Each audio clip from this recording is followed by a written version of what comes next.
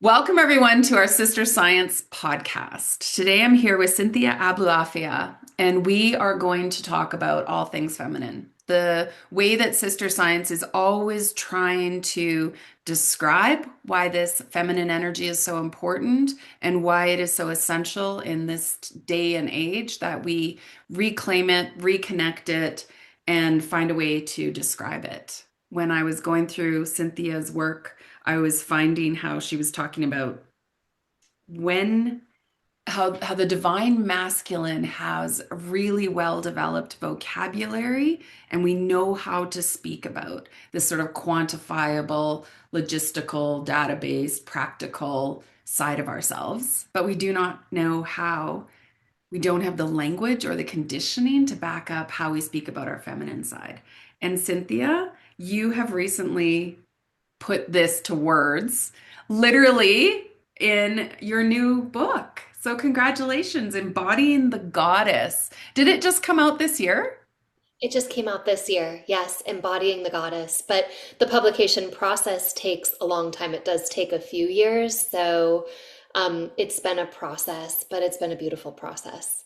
Yeah. Well, yeah, welcome. Start us off talking about that, giving language to the feminine. Giving language to the feminine. That's what I like. That's what I like to do.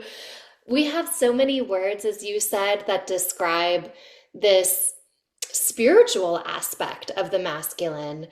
And we get a little confused a lot of times when we start talking about the feminine, usually at least in the transnational kind of westernized world where the feminine has been taken out of the equation spiritually, as well as the principles of the feminine have been taken out or subsumed by the masculine, it gets really complicated and it gets confusing. And so then when we start calling her back, we miss her. We miss these principles and we start calling her back, but then we start superimposing words and languages that doesn't really have to do with those principles. We get very confused, I think.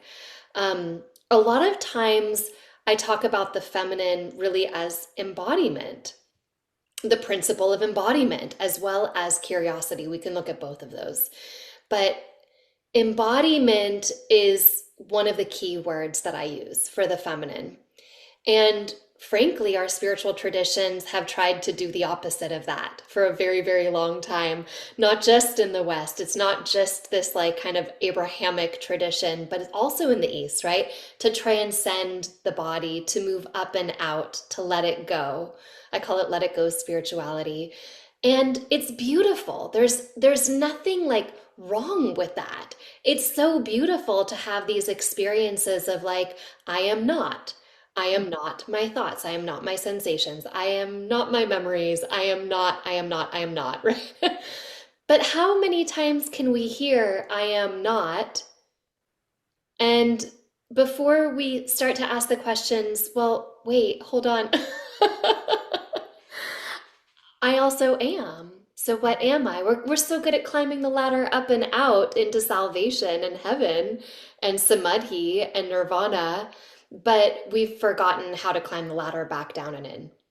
Yeah, and that word embody has almost started to be a catchphrase that doesn't have context behind it either. So you use the word curiosity, and when we start to come at it from that viewpoint of curiosity, can you tell me how that is such a perfect word to describe this quality that we're coming into, this divine feminine quality?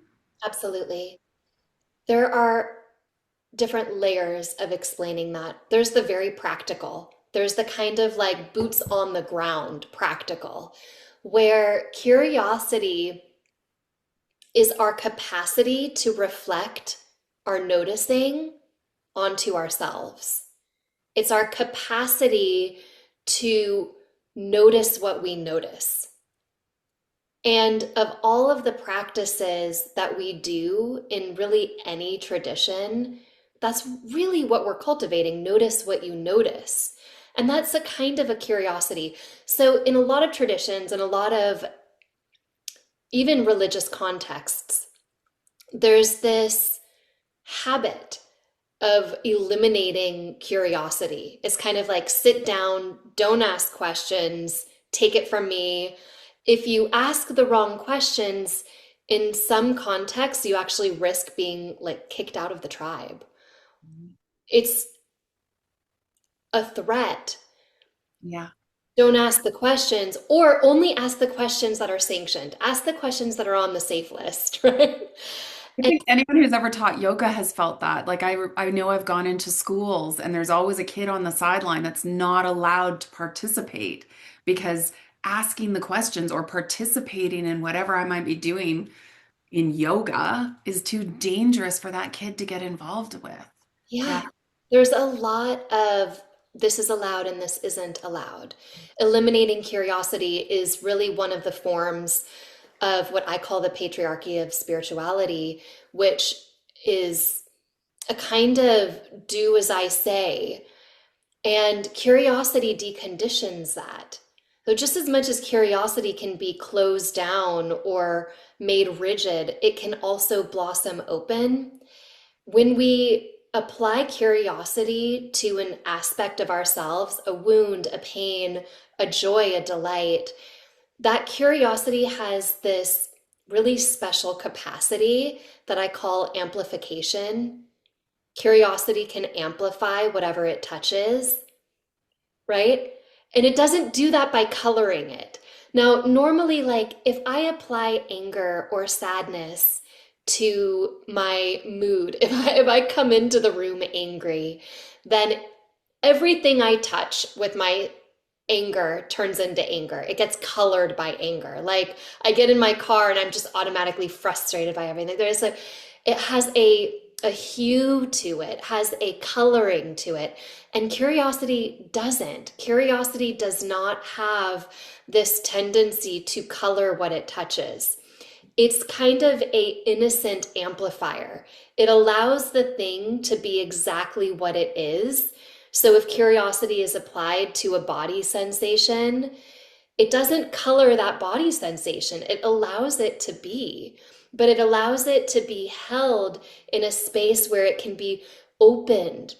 Now all of a sudden there's a doorway. I can walk through that doorway. What is that? What is that I'm noticing? I love that. I like how you're going to lead us through this. I'm already kind of getting a sense of it. So this would be this practical application. And I'm a teacher of Ayurveda, so I think that how Ayurveda talks about this is that there's rituals, there's daily routines, there's habits. And then when you come at it, I always ask my students to use the question, what do I need right now?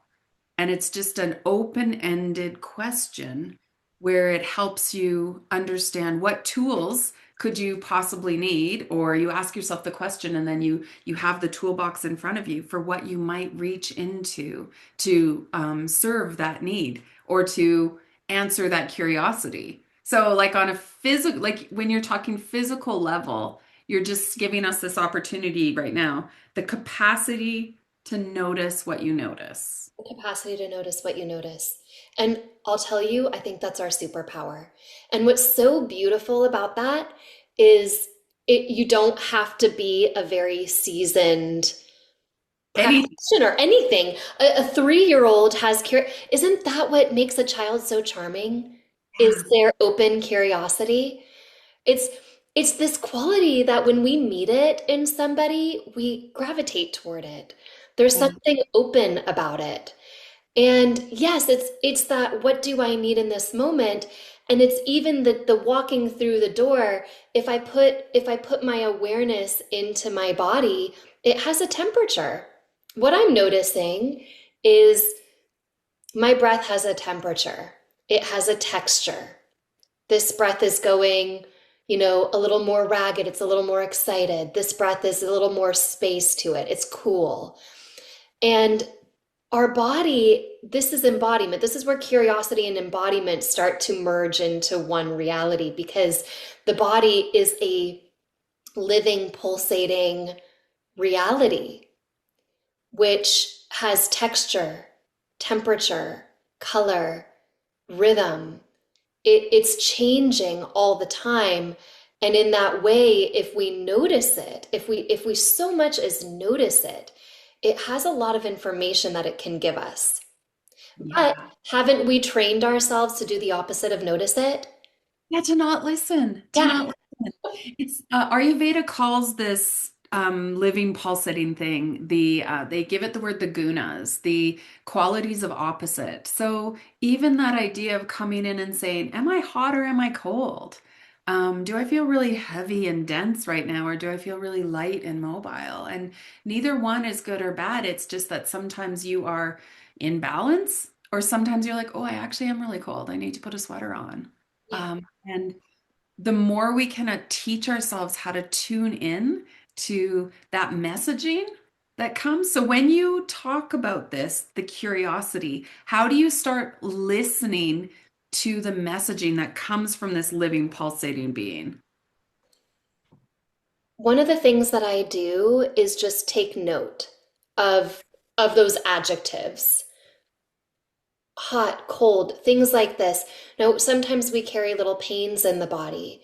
Mhm. And when we're trying to meditate out of a situation or rush out of a situation, when we try to let it go, for example, we can start to notice that habit and pause and turn toward instead. And that is a kind of applying of curiosity into a spiritual context that includes embodiment. When we do that, when we start to pay attention, things will come up. We're in this living organism. Things are going to come up. Things that some people call them triggers. I don't use that word. I don't use the word trigger because, again, language really matters to me. And the word trigger can only relate to a weapon. Once a trigger is pulled, the thing that comes out of that weapon can't be stopped. So we have embedded into our language this idea that a trigger is a very dangerous thing that goes flying and can't be stopped. Now, if we instead use the word activation, Yeah. which is really what it is, I have an activation. I have an activation. Now, what's the temperature of that activation? Where does it live in your body? Is it in your chest? Is it in your belly? Is it in your forehead? Is it in your shoulder, right? Does it have a shape to it? Is there a phrase or word connected to it? Now, this is kind of this applying of very simple questions to the embodied experience in the moment. And in that way, our activations, instead of being these really scary things, these scary triggers, all of a sudden have space to them. You can slow down an activation. You can walk through the door of it and enter into its room and touch the walls of that room and figure out what's going on here. Is there something deeper? Are there corridors leading to this activation, to this room? And to me, that's really spiritual practice. When we do that, there's no chance of spiritually bypassing. It's sitting with the self. The conditioning that you are alluding to right now is just so big, though. I mean, I think about all the ways we talk about fighting our body, or all the way we're being taught to suppress our symptoms and to see the symptoms as something that's wrong or needs to be fixed in our body. The word, even that idea of like a symptom in your body is instead of having it be managed, can we come in and the same way we do with the trigger, have that conversation? But it feels terrifying because of the conditioning that we have around it and because of the way we've been taught. I think we go back to you saying something, we go up and out rather than come in. Yeah. So you're basically bringing that concept of Yeah. come in to find out the wisdom of what's behind that activation or symptom. Come in and have a conversation with it because we have to go back to that innate belief that your body is on the same team as you. It's not trying to hurt you, it's trying to bring you home. It's trying to direct you towards wellness. And when we come into right relationship with it, we can find that pathway. Yeah. The heart has these experiences. And when there's an experience that has injured us, what's the heart going to do? It's going to do the thing that anything that's trying to protect is going Yeah. to do. It's going to create armoring and shielding. And sometimes that happens very, very young. So when we recognize that, oh, there's a shield here, there's some armoring here, then all of a sudden I'm not the enemy. I'm whole and complete. Now, so many religious traditions, and I keep framing this spiritually. I know that I do that. That's because for me, it's in the realm of spirituality that we've lost the feminine the most. To be totally honest, look at the language we're using right now: triggers, trauma, um, activation. The world of psychology, the world of somatics has gone much further into the divine feminine from where I stand than the world of spirituality. So I want to bring the spiritual language back in line with what I'm seeing out there in general, in these beautiful contexts all around, in science, in therapy, in all of these modalities that we're using, because we try to apply that and then we go into a spiritual practice. And what are we doing? We're doing the thing that we've been taught to do for 2, 3,000 years, which is take the ladder up and out. And it creates this dissonance in the system. On the one hand, we're being told, pay attention, notice, you are included. And then on the other hand, we're being told, let it go. So which one is it? Right? Keep going on that then, because I agree with you that we need to come back into that relationship with our bodies. And Right. then when you say that somatics has some answers for us, you also talk about tantric principles. So is would that be sort of one step deeper than the practical part that you started with? It would. I teach and study the sacred texts of yoga and tantra. Okay. And I am training to be a Sanskritist. So my practice is reading sacred text. That's my devotion. My devotion is reading sacred text. And I spend a lot of time in really beautiful texts and traditions. The light of consciousness is a very old concept. In the yoga traditions, in the tantric traditions, that's called prakasha, the light of consciousness, that which emanates out from the heart. If we follow that track, prakasha, that emanating out from the heart, the light of consciousness, it is going to give us really beautiful awareness of the world through light, enlightenment, the light of being, the light of consciousness, the light of reality. And this is a masculine principle. Light moves from the center and it goes outward. And it's like that stillness that radiates out. And then what I'm talking about with curiosity, there's a Sanskrit word that I'm equating with curiosity, and that is the ability of the light of consciousness that goes out to then turn back around and emit inwards. And in the traditions, it's called vimarsha. Prakasha goes out, vimarsha comes in. Awareness goes out. Our noticing of that, the thing that reflects back to the heart, comes in. And when you think of the feminine and we bring it into just a basic principle that we all see is like the masculine is the sun and the feminine is the moon, and the moon is what reflects back to us. And so it's that light being reflected back. Yeah, it's notice what you notice, not just notice. The notice is what goes out. There's a very famous philosopher that I study, that I love, from the medieval period. And he says very famously that when you look at an object through a clear crystal, if you put a clear crystal in front of a rose, you'll see the rose through the crystal. Like light is going to be able to emit forward and through. But what the crystal cannot do is then notice that. It can't notice the light. It can emit through its being. It can see the red rose through its being, but it can't notice that. And it's that quality of noticing, of self-reflexivity. And this is where language gets really, when have you heard the word self-reflexivity? Like that's a chewy word, right? You just made it up. Are we just, right? Exactly. It's like, are we going out there? Now we talk about the light of consciousness. We talk about awareness. We talk about enlightenment. Everybody's heard those words out there. Even people that don't follow spirituality, they're like, oh, consciousness, awareness, right? The light, whatever that is. It's words that are floating around out there, but who's talking about self-reflexivity, the ability to notice back in to the self?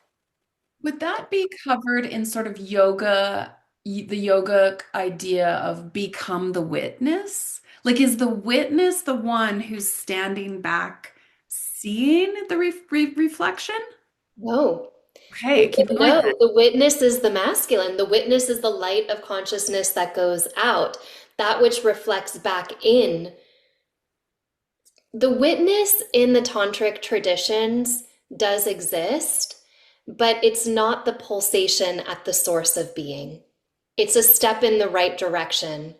Now, if you've studied the yoga traditions, the witness is all over the yoga traditions, but it's a dualistic witness. I don't, are we getting too, we're going to go down into the philosophies here. Big rabbit hole, but it's a Yeah, it's a fun. big rabbit hole.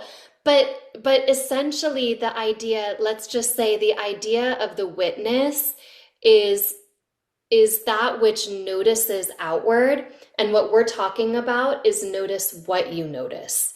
The ability to sit in pulsation. Stillness, masculine. Pulsation, expand, contract, feminine. And they are the same thing. It's one unified whole, but it follows the heartbeat. Expand, contract, pause. Expand, contract, pause. Expand, contract, pause. It follows the breath. Expand, contract, pause. Expand, contract, pause. And there it is. That's the map. The map is this one unified whole where the pause is there, the witness is there, the pause is there, holding the pulsation, noticing the pulsation. But the pulsation is also there, Mhm. dancing self-reflexively, Mhm.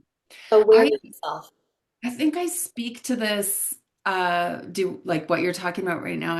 I speak to it like you're using stillness as like the container and the pulsation is what's flowing inside. And I think of it that way, like there is a container that's necessary, and we all are get super hyper fixated on the container, our body, our world, our home, our car, our stuff, our whatever they are, the things are that hold. But yeah, the flow is what is inside of that. Or it's like the banks of a river. The ability to be in that flow, to be in that pulsation. So here's where, can you bring us back to curiosity? Because I think here's where that curiosity is, it's almost like you're using it as a definition of feminine. I am. Yeah. Curiosity is self-reflexivity. It's a nicer, more accessible word for self. And I use this term, I use the analogy that you just used in my book, the banks of the river. The banks of the river hold the allow the ability of what's going through the river to be contained so it doesn't flood the plain. Yeah. We need the transcendent experience. We really do, because the transcendent experience is our nature. We are infinite. We are the infinite. But guess what? The infinite, there's one thing the infinite cannot do, and that is to limit or bind itself. Ask any 5-year-old what happens when you subtract 1 from infinity. What happens when you add 30 to infinity? What happens when you multiply infinity by infinity? So infinity can't limit or bind itself. The transcendent experience is like the banks of the river, but pulsation is the river. In the tantric traditions, it is said that the goddess is so in love. This is in some of the tantras, both Vaishnava and Shaiva. It is said that the goddess is so in love with the infinite, with the ground of being, with the transcendent reality, that she creates herself out of him. So she is him. Pulsation is stillness. She creates herself out of him to then reflect back to him the one thing that he can't do, which is limit or bind himself. I love it. You just pronounced two goddesses names, and I would say it Vishnu and Shiva. Would you? Yes. Okay, okay, good. Um, I just want to bring it back to a super practical example. Um, uh, a woman in my community told a story the other day about a beautiful poem just downloading and coming through her, and just her being so excited that she caught it, that it was able to come through her.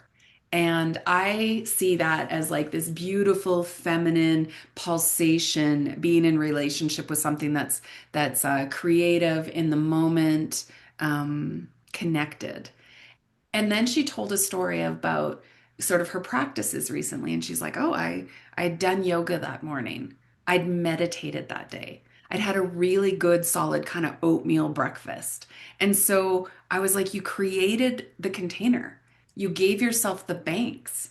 You found a way to bind so that that beauty, that poetry had a place to be directed to like the banks of the river. You created the banks in your own body, and therefore it could come through. Yeah. Would you use that story as a way to sort of describe the masculine feminine? Oh, yeah. When we sit in the void, in the spacious, in the infinite of ourselves, there is a tendency to create from that. I really am starting to be pretty suspicious that the thing that we were gravitating toward when we were children, the creative endeavor that we used to love to do as children, there's this almost like heart gift to the world that we did when we were young. And through our conditioning, those doors kind of closed a little bit. And so when we take practices, and this is the benefit of the void practices, this is the benefit of the transcendent experience. If we can go back to that ground of being, then from that place, we start to generate deep creativity. And deep creativity is the natural pouring forth of the heart from that place. That makes a lot of sense. But no, you know what I'm seeing out there is that a lot of these traditions, we get so good at, okay, my garden is overrun with weeds. And so I'm going to teach you how to pull those weeds. You're going to meditate. You're going to do your breath work. You're going to do your practice. You're going to do this. So we become, I call it weed whacking ninjas. Like we become so good at weed whacking. A thought came in. I'm going to, this is Patanjali talks about this. I'm going to be able to stop it immediately in the moment and thoroughly. Like right now, with will, I can stop that. I'm a really good weeder in my garden. Now, what I'm talking about is to take that ground of being that we have spent a lot of time cultivating, and at some point we got to stop weed whacking. We have to plant seeds into that fertile soil and let the flowers grow. Yeah. Or go back, like when you talk about the creativity of the child, it's like, don't even plant seeds. Go down and see which ones are already planted there. Let them come out. Yeah, there's like deep, deep roots in our being, deep, Yeah. deep roots of creativity.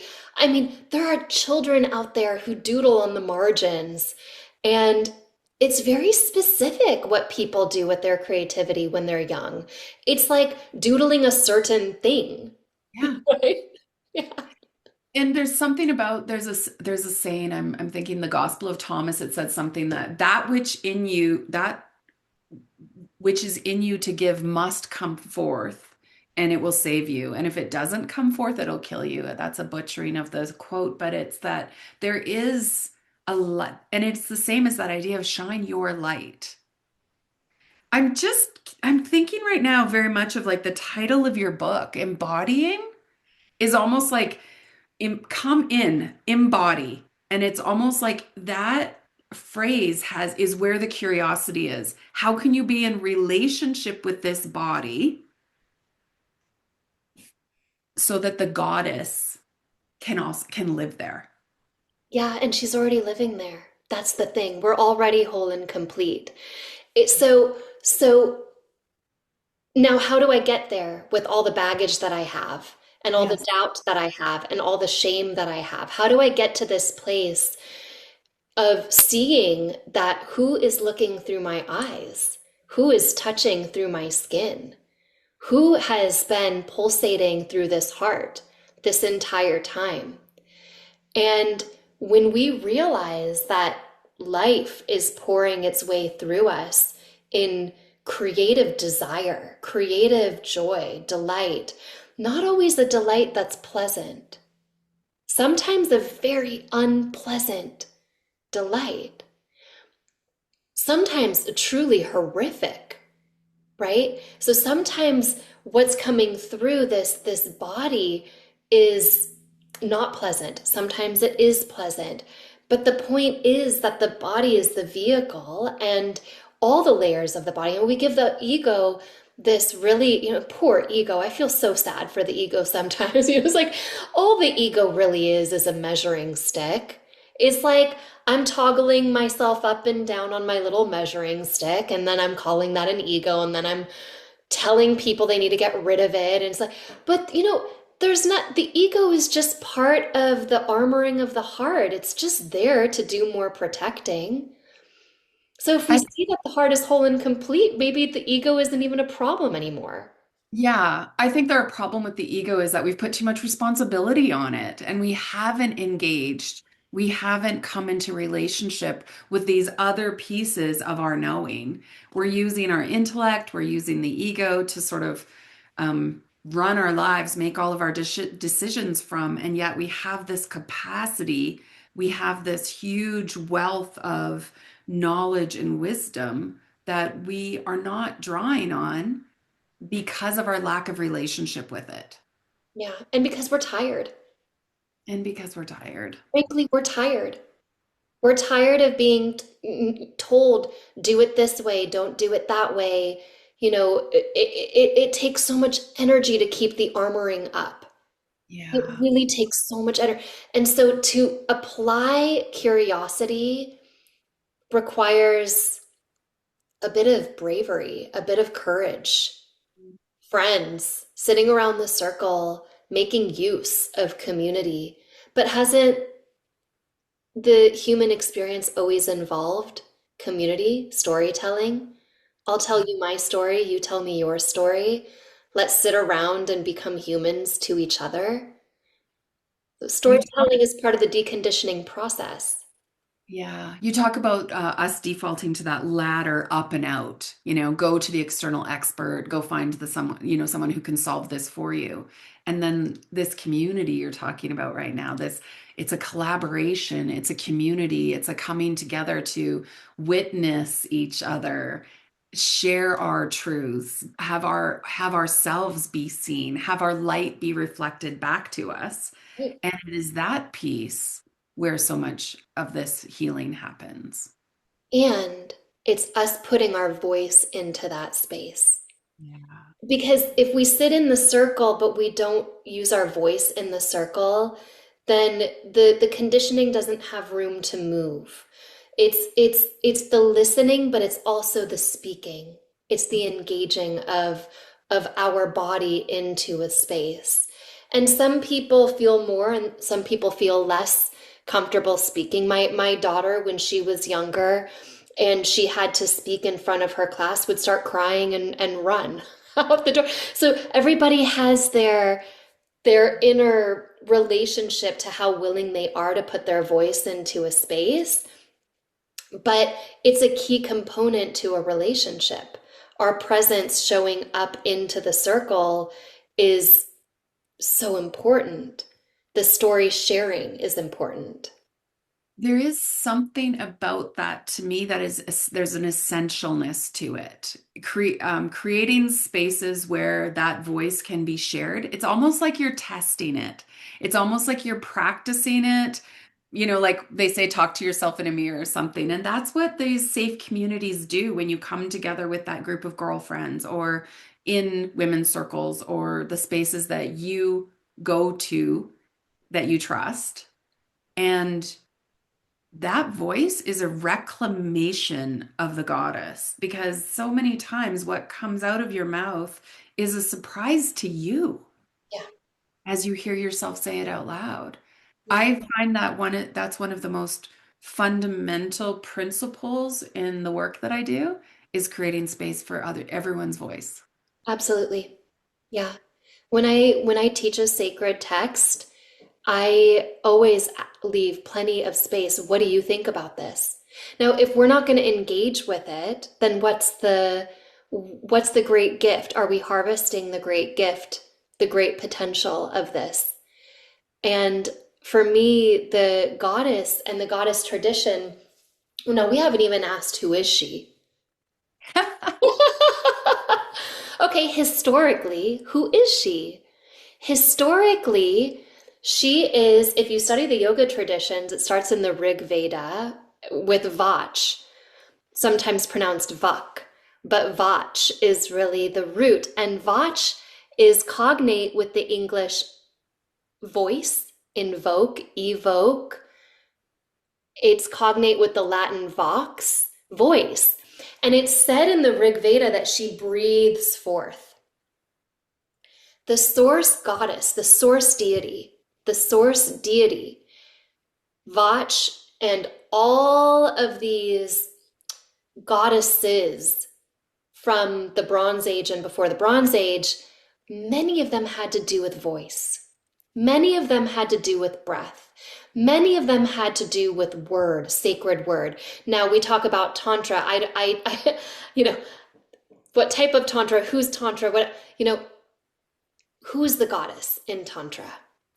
She is usually a syllabary goddess. She's usually voice, sound vibration.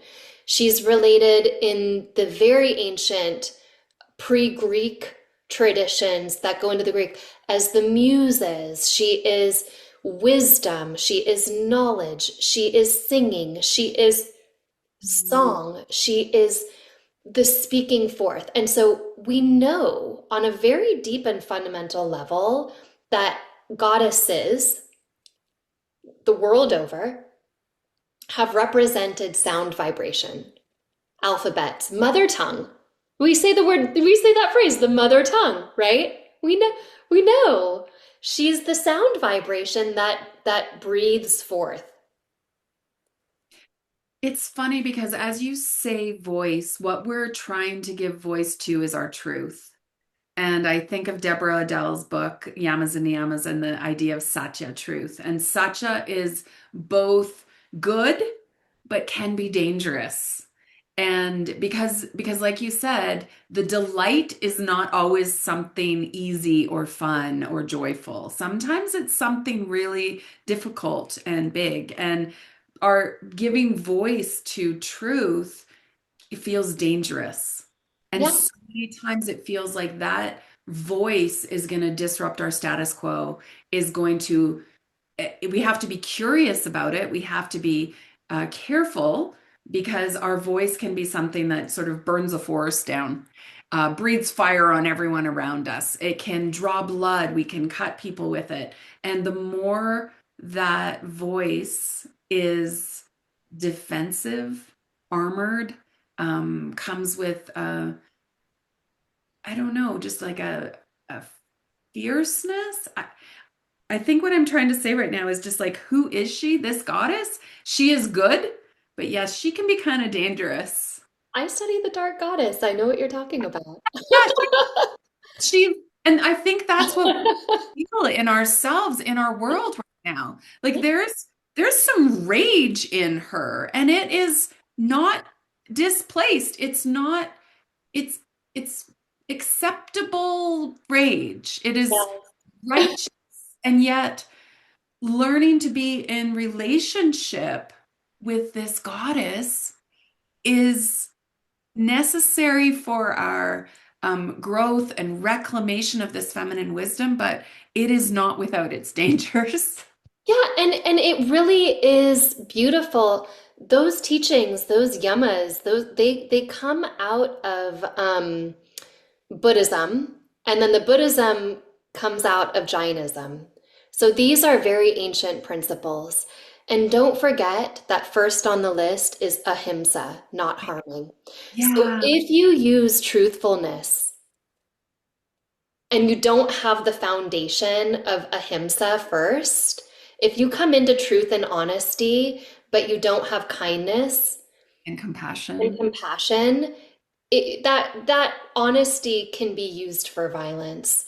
That honesty can be used for the kind of righteousness that isn't righteous. It's more like burn the house down. And I run fire, so I know all about this. I could write tomes on like how to misappropriate fire through our voice, right? Like I mean, yeah. You might have chapters of this, like in like how to be in relationship with something. And I think that's part of the reason the feminine has been denied, demonized, squashed down is because she's powerful and in the wrong hands or without the right set of circumstances, she's dangerous. And I think that's our, as we come back reclaiming her, can you bring us right back to how curiosity can help us here? Curiosity is what deconditions the pattern. So when we're speaking from a place of rage, right? Sometimes what is anger? What is rage? It's a force that's trying to change the direction of a thing, Yeah. right? So like it's very useful to have this skill set on planet Earth because if somebody's going around doing something that's injurious, it might be important to pull out this energy that's going to stop that thing or change course of that thing. You might need that kind of quality of fierceness.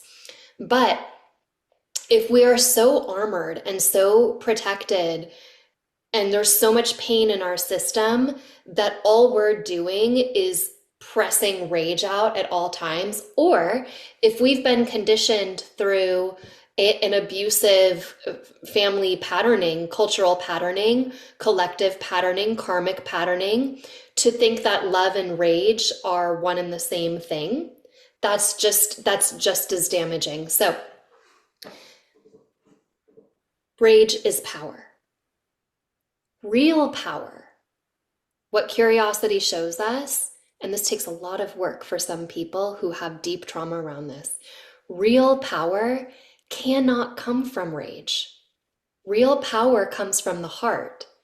But when the heart is electrified, when the heart has so much shielding around it that it's just trying to break itself through, and just touching the heart creates this electric shock of rage out into the world, right? Now, we got to notice that. Notice what you notice. Notice where your passion is coming from. Is it genuine passion born out of the heart? Or is it a reflection in the shield that's a protective mechanism? Is it conditioning? The thing that deconditions us is curiosity. Beginning of life, middle of life, end of life, beginning of spiritual journey, middle of spiritual journey, end of spiritual journey. Curiosity is our superpower. Curiosity deconditions again and again and again where those layers are. Now, you might think that one layer of that shielding is addressed and dealt with, and you might think, hey, I'm doing pretty great, you know? But guess what? Life is designed to throw at us new scenarios, new opportunities. And I think what curiosity, why it's essential is because we can ask the same question today that we asked yesterday, and the answer is different today. Breath by breath. Idea of embodiment is being able to come in and have a conversation with the defenses that are around the heart, that are igniting the rage, that are activating us. Because the embodied practices, then the somatics, the breath work, the any work that brings us into relationship with this vessel and being able to sort of tune the levers so that that right relationship can shine from us, that we can be, I don't know, I just think it's like that idea of embodying on one side and the goddess on the other side. The curiosity is what binds the two. Yeah, yeah. And ultimately, they are the same thing.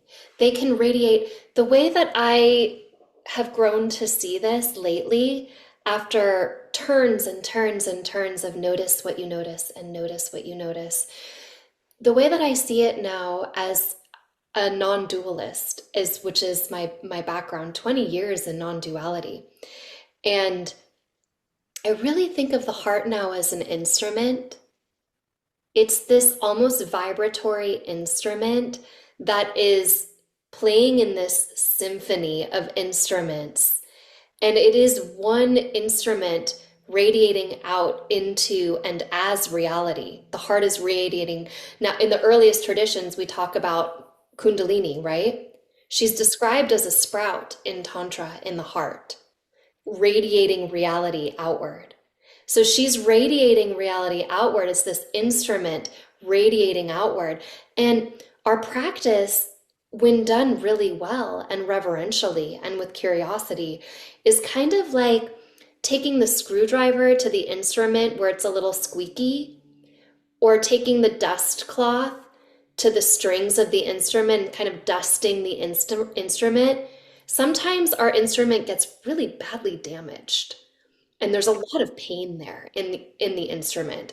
So we need to learn how to tinker. We need to learn how to get into that instrument and buffer and build and shine and polish and dust and clean so that not to go into emptiness, but to come into the pulsation of being. And then at that point, we can learn to listen to the symphony of life that's pouring forth in resonance with the heart at all times, because every conversation has a heartbeat. Yeah, I love that. Ayurveda's words for that would be this idea of ama. You know, ama comes in and it kind of just gunks things up and gunks up the system. And we need tools to help us continue to stay ungunked. And it's a practice. It's something that we have to do on a regular basis. It's something that we have to be aware of. And we clean and clear this ama. Um, we clean and clear it with Agni, with fire, and keep this vessel working, digesting all that comes in a hot, clean, burning fire. So, Yeah. yeah. Oh my gosh, it's so fun. I feel like I could talk to you for another hour. Um, Well, when we start talking about the goddess, there's a lot there, isn't there? yeah, it's crazy. So, Yeah. Cynthia, tell us where to find your book, or what would you like to direct us to today? The book is everywhere that a book can be purchased. If it's outside of the US, I'm not sure about Canada, but I know that it's available as an ebook around the world.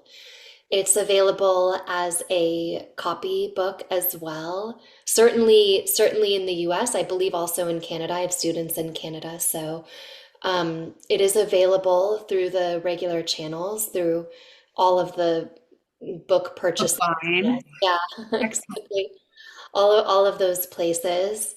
And my intention with it is to give a map of this heart from a tantric lens, from a lens that includes the body, from a lens that says, you know, it's okay to go up and out, but let's also learn how to come down and in because we've flexed a lot of muscle in going up and out. We're really good at it, but we haven't quite trained. I think modern postural yoga is brilliant. I mean, I've been teaching modern postural yoga for a long time, and the longer I teach it, the more I'm like, this system's good. This is a beautiful system. We get to work with the body, and it is training. It's training the coming down and into the body. So I think a lot of people out there already know the things that I'm saying. I'm not saying something new. It's based in history. It's based in sacred text. It's just giving it really clear language. Like this is the language. That these are the words. If we use these other words, it's going to create some dissonance, some disharmony in our instrument. So let's use the right words so that we can unpack the heart. Because at the end of the day, the heart is whole and complete. How do I claim that? How do I stand in the sovereignty of that? How do I radiate that in my creativity into the world? Because I am the world. And then it's beautiful. Then it's a beautiful, fun thing to be alive and engaged in life. I love that idea.